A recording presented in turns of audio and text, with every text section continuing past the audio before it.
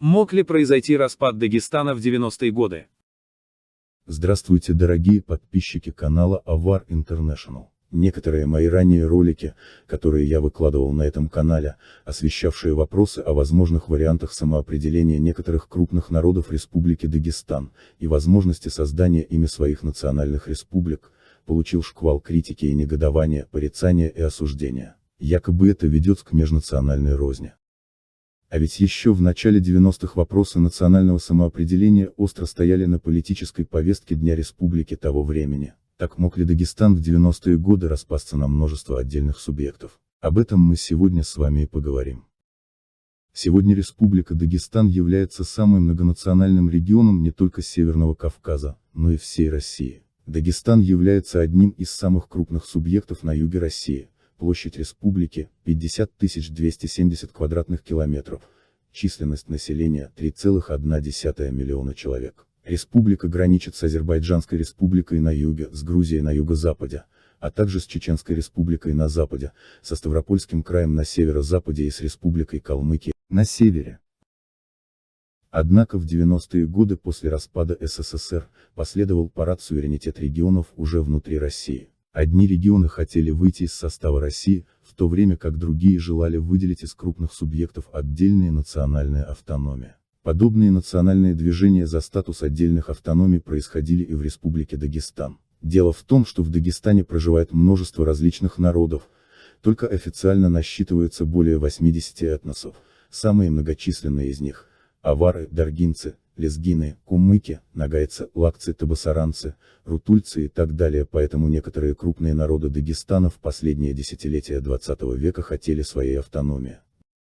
Так в начале 90-х годов на съездах кумыкского, нагайского, лезгинского народов были провозглашены на территории Дагестана новые республики – Кумыкистан, Нагайстан и Лезгистан. А в октябре 1992 год была предпринята попытка создать Конгресс оппозиционных сил в Дагестане. Но у энтузиастов были огромные расхождения насчет государственного устройства Республики Дагестан. Из-за отсутствия единого мнения, оппозиционным лидерам национальных движений Тенглик, Сатвал и Бирлик не удалось реализовать свои этнокультурные амбиции. Через месяц состоялся съезд народов республики, на котором были утверждены две позиции – российский статус Дагестана и невозможность его федерализации. Официальным властям Дагестана с большим трудом удалось сохранить республику в целостности. Хотелось бы подчеркнуть, что все эти национальные движения не преследовали выхода из состава России, они хотели иметь свои национальные автономии. Также имелся случай, когда некоторые энтузиасты хотели интегрировать южную часть Дагестана с Северным Азербайджаном, тем самым выделить республику Лезгистан, которая входила бы в состав России. Для укрепления стабильности в обществе руководство Дагестана приняло решение обеспечить представительство всех этнических групп как в органах местной власти, так и на республиканском уровне. Этот опыт был закреплен в Конституции Республики Дагестан. Таким образом, этнополитический кризис в Дагестане был разрешен.